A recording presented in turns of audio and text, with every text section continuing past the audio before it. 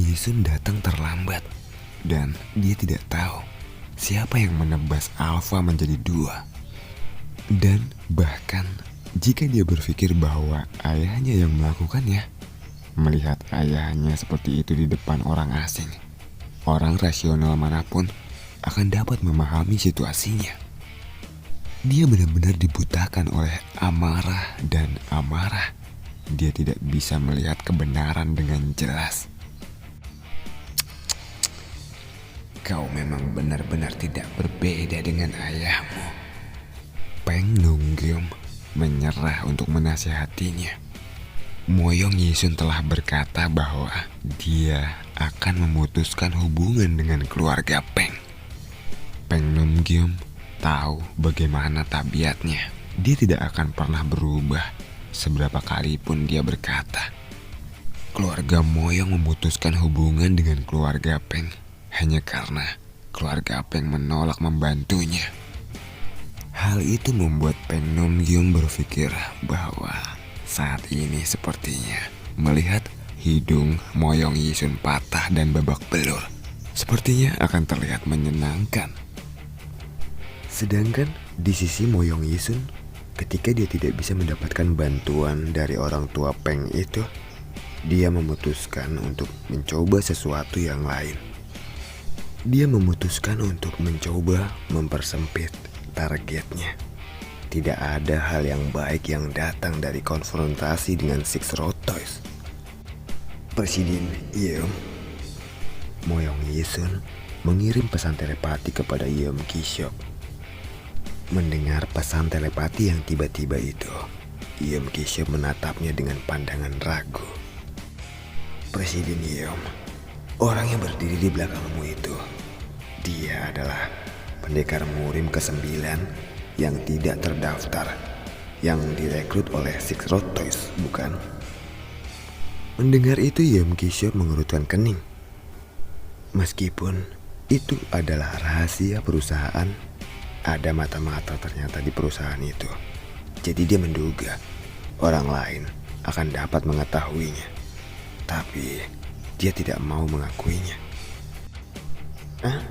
Apa maksudmu? Apa yang kau bicarakan? Sudahlah, tidak usah pura-pura tidak mengerti. Kami memiliki informasi tentang itu. Atau haruskah aku mengirimi Anda beberapa bukti? Moyong Yisun memiliki bukti beberapa foto. Namun karena Yeom Ki-seop menyangkal kebenaran ini, maka dia akan mencoba menggunakan foto itu sebagai buktinya. Yeom Ki-seop tetap menyangkal dan menatapnya lalu berkata, "Sebenarnya apa yang ingin kau katakan?" Begini, Presiden Yeom. Bagaimanapun, orang di belakang Anda itu telah menyentuh orang-orangku, bahkan ketua kami. Sulit bagiku untuk melepaskan masa lalu tentang kita. Mengingat hubungan baik antara kita di masa lalu, sebaiknya Anda serahkan orang itu. Aku tahu Anda membelanya karena dia adalah bawahan Anda, tapi tolong serahkan dia kepada kami. Apa maksudmu? Yeom Ki-seop masih tidak bisa memahaminya. Begini saja, jika Anda menyerahkan dia kepada kami, maka perusahaan Yeon akan membatalkan tawaran untuk pabrik amunisi yang akan dibangun di pinggiran kota selatan. Mendengar kata-kata itu, mata Yeom Ki-seop melebar. Ini adalah tawaran besar. Alasan mengapa Moyong Yisun diperintahkan untuk dibunuh adalah karena pabrik amunisi ini. Dia akan menyerah atas tawaran itu. Jika ini adalah situasi normal, dia akan menerima tawaran itu sekaligus. Jika itu bisa dilakukan, Blade Six akan memasuki industri pertahanan dan menghasilkan keuntungan besar. Pabrik yang diinginkan oleh setiap perusahaan besar di kota Shenyang. Jika Yeom Ki-seop menerima kesepakatan itu, maka dia akan meninggalkan afiliasi dan dapat dikenal dalam Blade Six. Aku harus merelakan pabrik itu. Meskipun pabrik itu adalah kesempatan untuk meningkatkan ukuran perusahaan Yeon. Moyong Yisun bertekad untuk meminta pertanggungjawaban Chun Yeon. Dia harus mendapatkan Chun Yeon bagaimanapun caranya.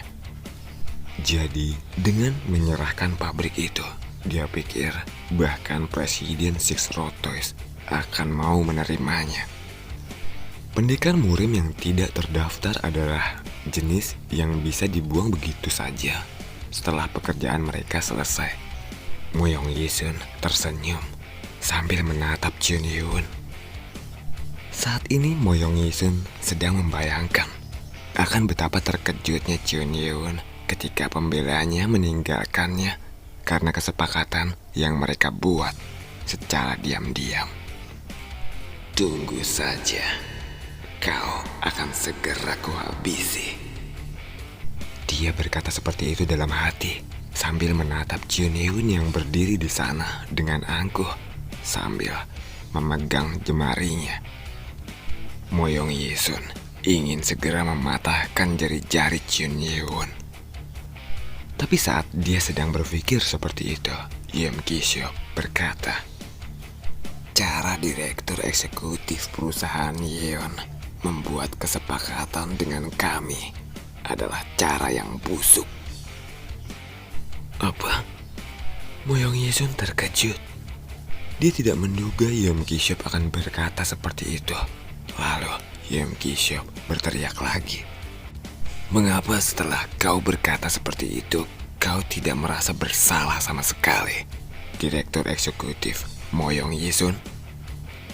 Kau mengatakan kau akan menyerahkan tawaran perusahaan Anda untuk pabrik amunisi demi dirimu sendiri. Tidak peduli seberapa tidak kompetennya dirimu membuat permintaan kotor seperti itu untuk kebutuhanmu, bertentangan dengan moral asosiasi murim. Yeom Ki-seop mengatakan itu dengan keras sehingga semua orang yang ada di sana bisa mendengarnya. Moyong Yisun kehilangan kata-kata. Dia telah mengungkapkan proposal rahasia dengan pesan telepati dan ini membuatnya seolah-olah Moyong Yisun adalah orang yang jahat di sini. Dia khawatir ketika dia melihat sekeliling. Gumaman bisikan-bisikan para prajurit lain dapat terdengar. Jadi dia membuat kesepakatan seperti itu. Astaga, tidak aku sangka direktur eksekutif perusahaan Yeon seperti itu. Seolah-olah semua orang di sana membenci Moyong Yisun. Ini adalah situasi yang memalukan bagi dia yang sadar akan reputasinya. Akhirnya dia memilih untuk mencoba mengelak dan membentak Yeom Ki-seop. Apa? Omong kosong apa yang kau bicarakan? Aku tidak pernah berkata seperti itu. Tapi Yeom Ki-seop melanjutkan kata-katanya. Aku menjelaskan semua ini di hadapan sesama prajurit murim. Jika ada satu kebohongan pun dalam kata-kataku, aku, Yeom Ki-seop, presiden dari Six Road Toys, akan hidup seperti budak. Dengan mengatakan itu, kebenaran dari kata-kata Yeom Ki-seop menjadi lebih kuat.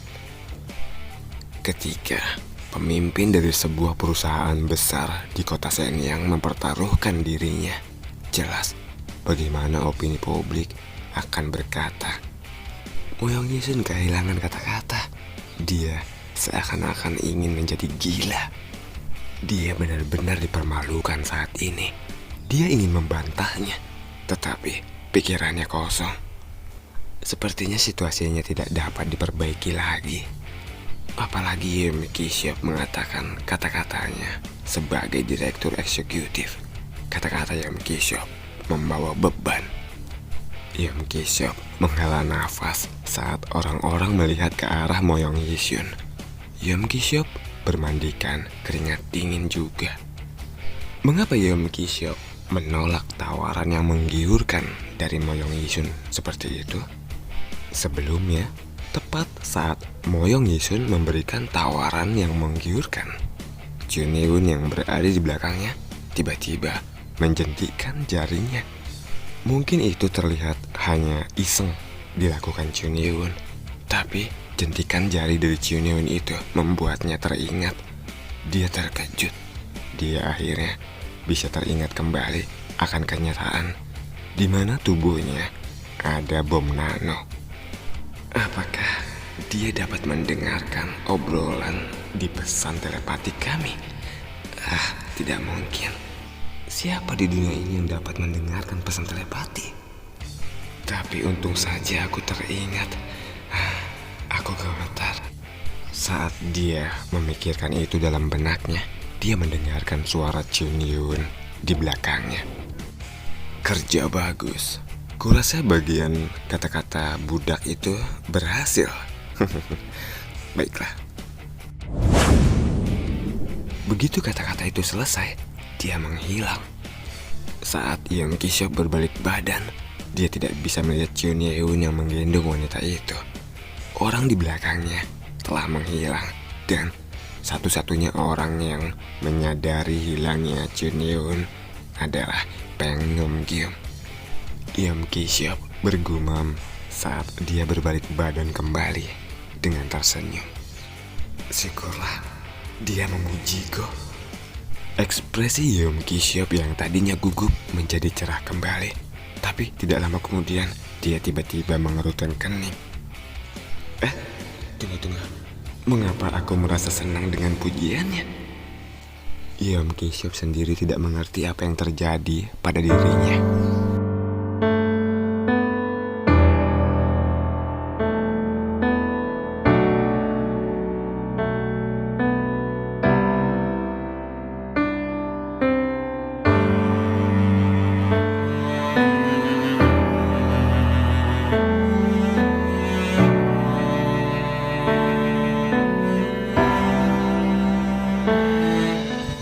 Sementara itu, scan berganti ke tempat di kawasan pabrik yang terbengkalai di barat daya kota Shenyang.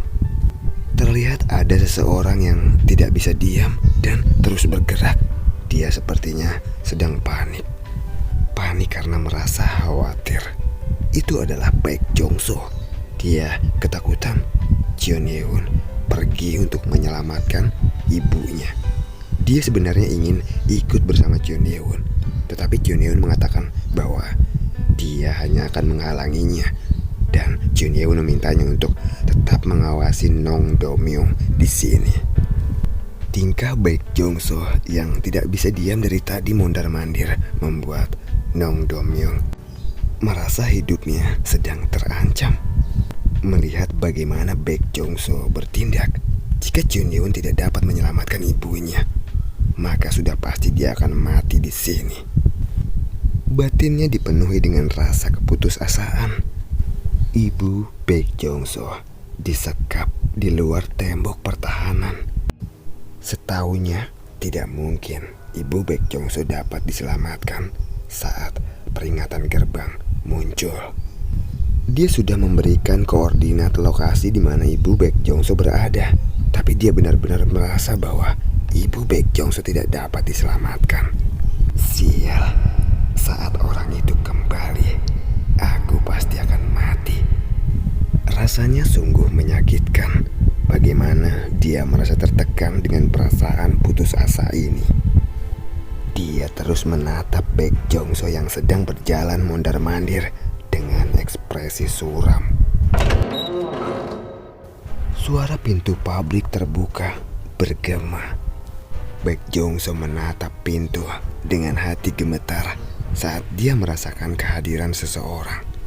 Tapi orang yang membuka pintu pabrik itu ternyata bukanlah Junyewon, tapi seseorang yang membawa senapan mesin. Saat orang itu masuk, dia terkejut melihat banyak mayat tergeletak di sana. Mata Nong Do-myung berkibar saat melihat orang itu. Orang yang muncul adalah seseorang yang dia kenal dengan baik. Lim Yong. Itu adalah Lim Yong, pemimpin dari tim ketiga dari tim kejahatan dan kekerasan yang sedang menjalani masa diskors. Saat dia takut Jin Ye-won yang akan muncul, tapi Lim Yong muncul. Ini merupakan sebuah keajaiban baginya. Lim Yong, apakah kau membawa bala bantuan ke sini? Tapi sayang sekali, tidak mungkin seorang perwira yang sedang diskors membawa bala bantuan. Setelah melihat situasi di dalam pabrik dan penampilan dari Nom Do-myung, Lim Yong mengarahkan senjatanya kepada Baek Jong-so dan berteriak, "Jangan bergerak. Jika kau bergerak, aku akan menembak." Baek Jong-so segera mengeluarkan belati dari lengan bajunya. Saat ini senapan mesin sedang diarahkan padanya, jadi dia harus berhati-hati. Nom Do-myung merasa beruntung dan dia berharap Lim Yong akan segera menembak Baek Jong-so. Lalu Lim Yong berteriak lagi sambil mengarahkan senjatanya, "Ini adalah peringatan terakhir. Jika kau tidak menyerah, kau akan kubunuh tanpa syarat." Sebenarnya Lim Yong tidak pernah bersikap seperti ini. Dia membawa senapan mesin karena dia siap untuk membunuh. Dia membawa senapan mesin untuk menghadapi prajurit murim itu, Jin Ye-won. Tapi saat Lim Yong hendak menarik pelatuknya, Baek Jong-so tiba-tiba berteriak dengan wajah cerah, "Ibu!" Apa? Ibu?